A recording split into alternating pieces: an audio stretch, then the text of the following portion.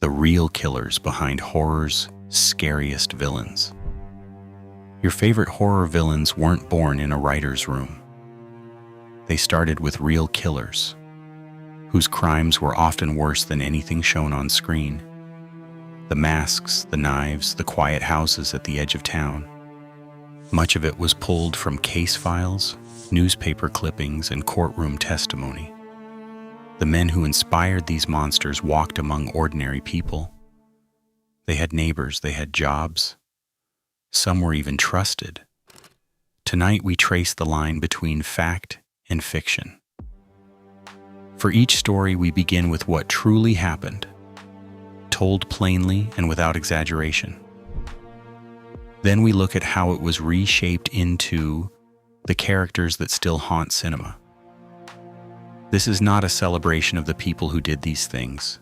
It is a study of how real horror becomes the kind we choose to watch in the dark. We begin in the flat farmland of rural Wisconsin, in a small town called Plainfield. In the 1950s, a quiet, unmarried farmer named Ed Gein lived alone on a rundown property after the death of his deeply religious and controlling mother. To the outside world, he seemed harmless, a little odd, the sort of man people asked to do odd jobs.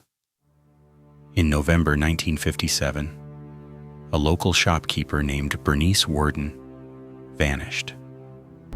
The trail led police to Gein's isolated farmhouse. What they found inside became one of the most disturbing discoveries in American crime. The house was full of objects made from human remains, taken from bodies Gein had dug up from local graveyards over several years. He admitted to 2 killings and to robbing graveyards for parts of the dead. He later told investigators he had been trying in some broken way to hold on to his lost mother. He was found legally insane and spent the rest of his life in psychiatric institutions. Gein never became a movie character directly. Instead, pieces of his story scattered across the horror genre like seeds. The troubled son obsessed with his dead mother became Norman Bates in Alfred Hitchcock's Psycho in 1960.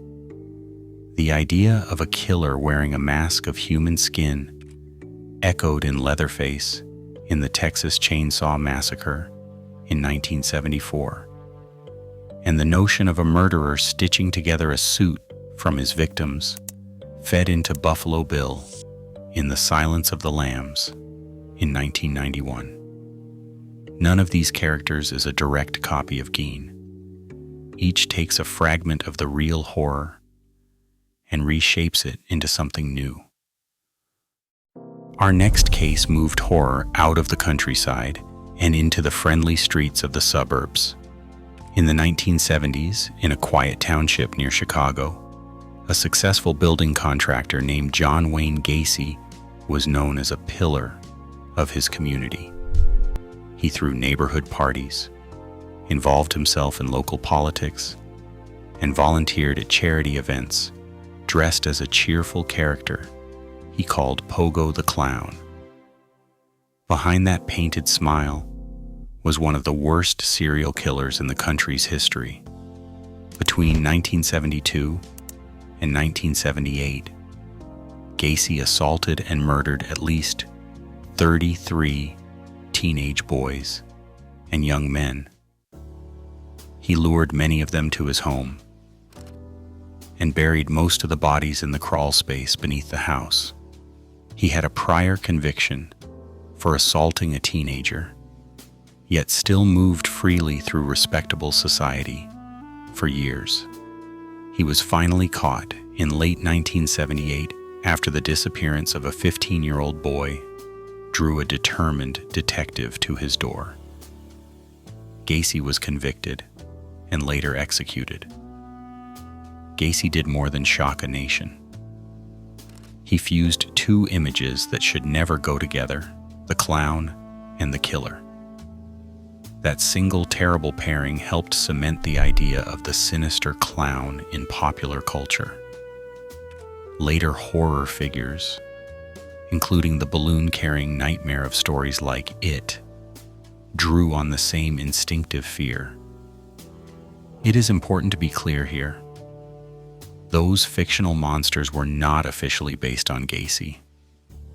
But it is hard to separate our modern dread of clowns from the real man who hid behind the makeup.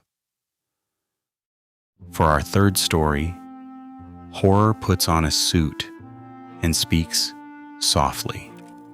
Hannibal Lecter, the brilliant cannibalistic psychiatrist played so memorably on screen, has been named the greatest movie villain of all time. His terrifying power comes from his intelligence and charm. And that charm, according to the author who created him, had a real source. In the early 1960s, a young journalist named Thomas Harris visited a prison in Monterrey, Mexico, to report on another inmate. There he met a softly spoken doctor who impressed him with his composure and intellect. Harris assumed the man was the prison physician. Only later did he learn the truth.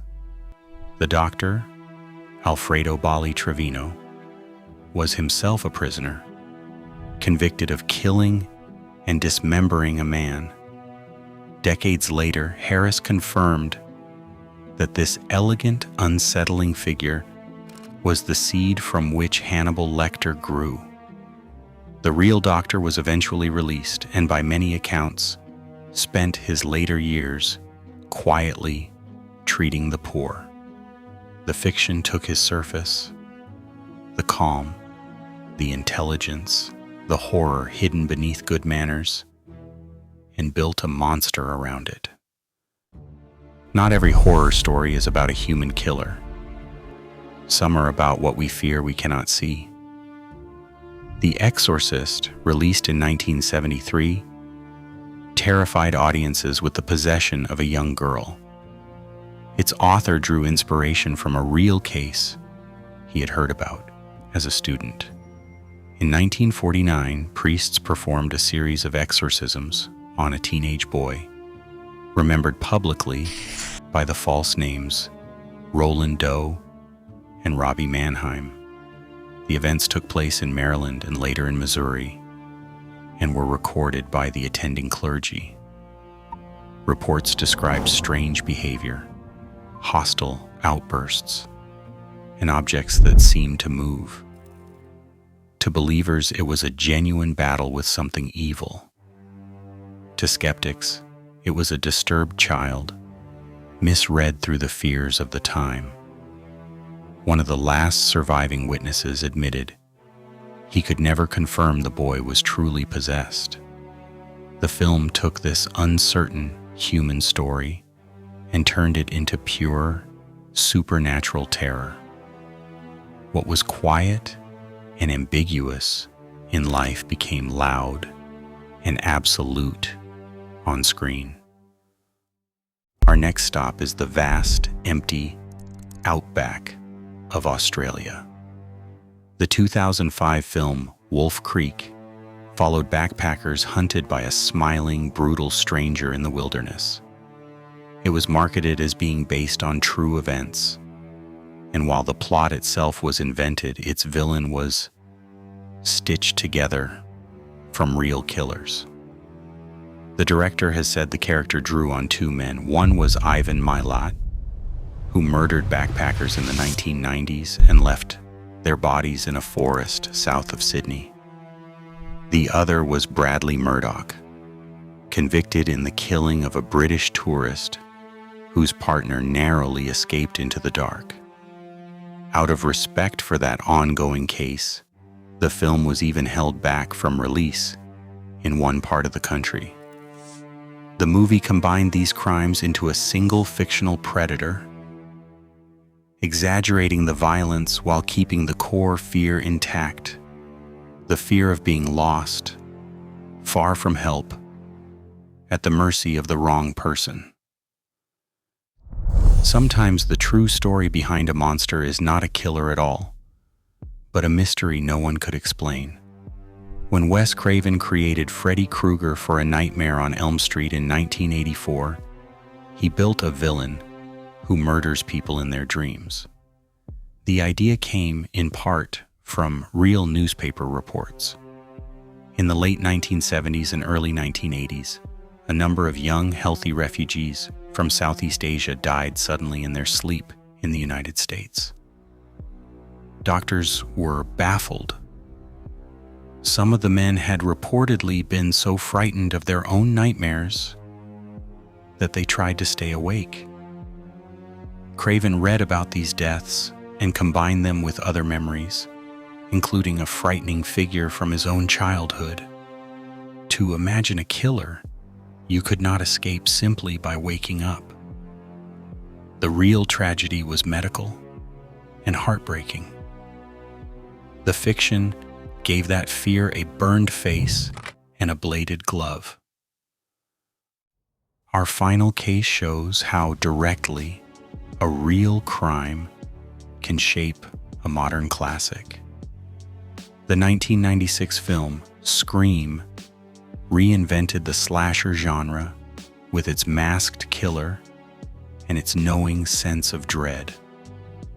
Its screenwriter has said the spark came from a true crime story that shook a Florida college town.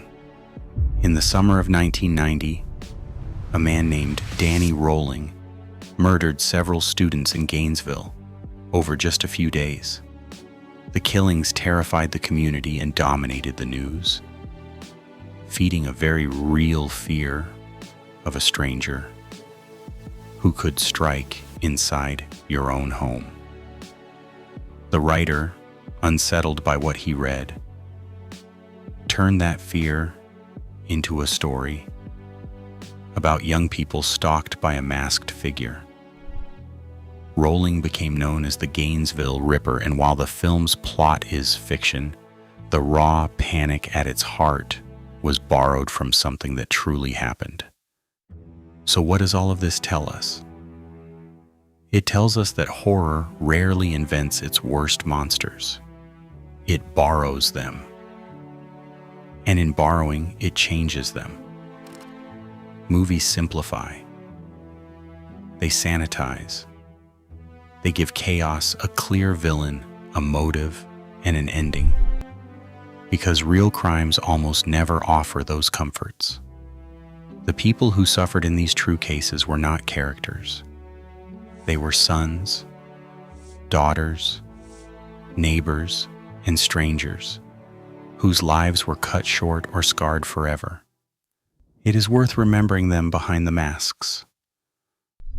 The next time a familiar villain appears on screen, you might see him a little differently, knowing that somewhere behind the fiction stands a real story that was, in its own way, far more frightening.